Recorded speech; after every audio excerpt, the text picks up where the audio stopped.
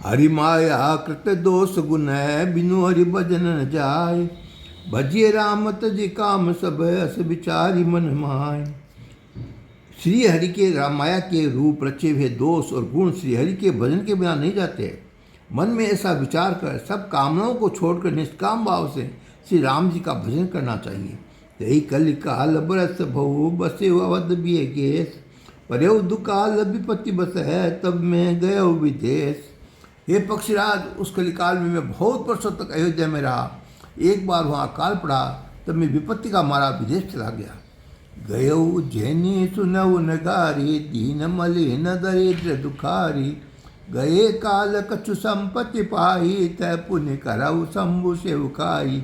इस सर्पों के शत्रु गरुड़ जी, सुनिए, मैं दीन मलिन और दरिद्र और दुखी होकर उज्जैन गया। कुछ काल बीतने पर कुछ संपत्ति पाकर फिर मैं वहीं भगवान शंकर के आराधना करने लगा।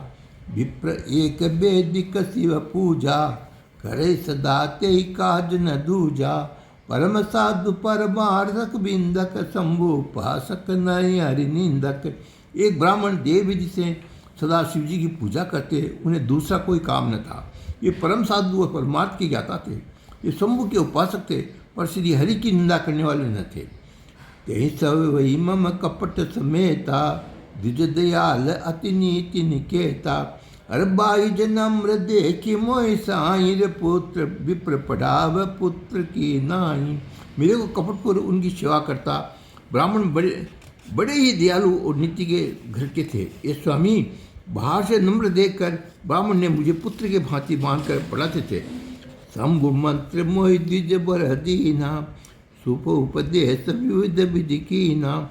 जपो मंत्र शिव मंदिर जाई प्रबदय दम्भ अहमिति अधिकाई। उन ब्राह्मण ने श्रेष्ठ ने मुझको शिव जी का मंत्र दिया और अनेक प्रकार से शुभ आदेश दिए और मैं शिव जी के मंदिर में जाकर मंत्र जपता था। मेरे हृदय में दम्भ और अहंकार बढ़ गया था। मैं खलमल संकुल मति नीच जाति बस द्रोह है। अर्जुन दुज देखे जरहु करो विष्णु कर द्रोह है।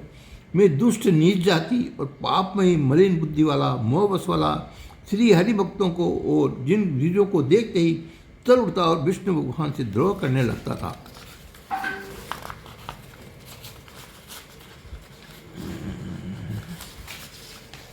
गुरु नित्य मोहि प्रबोधि देखिए ने देखिए आचरण में। मोहि उपजई अति क्रोध की दम्भ नीति के पावई। गुरुजी ने मेरे आचरण को देखकर दुखित थे। वे मुझे नित्य ही भली भांति समझाते पर मैं उल्टे मुझे अत्यंत क्रोध उत्पन्न होता। दम्भी को कभी नीति अच्छी लगती है। एक बार गुरु लीन बोई बुलाई मोय नीति बहु भांति सिखाई। शिव शेखा कर फल सुत सोई अबिरल भक्ति राम पद होई।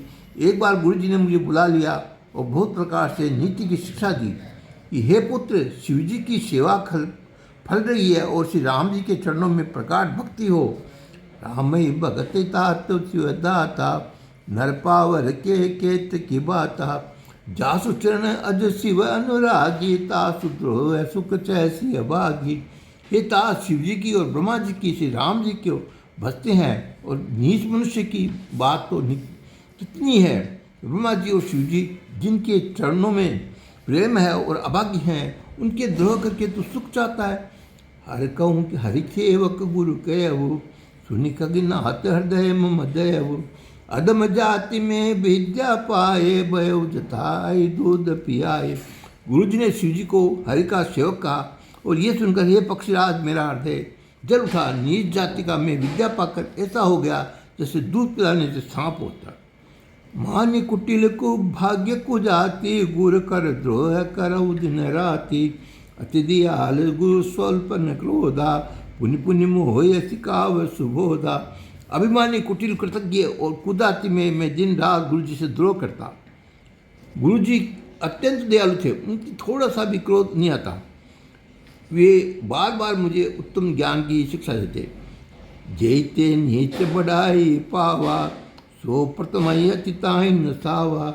धूम अनल संभव सुनु भाई ते बजाव धन पदवी पाई।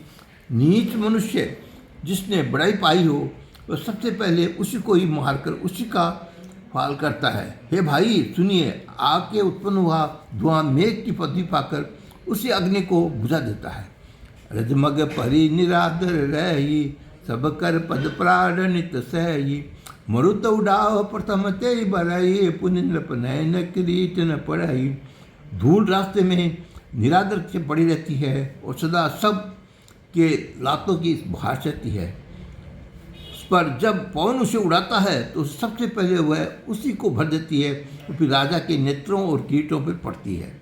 सुनो खगपति ऐ समुझि प्रसंगा, बुद्धि मोहिन करई अदम कर संगा। कवि को विद गावयति नीति, खलसन कलह न बल नहीं प्रीति। हे पक्षीराज, गरुड़ जी के सुनिए, ऐसी बात समझ कर बुद्धिमान लोग अदम का संग नहीं करते।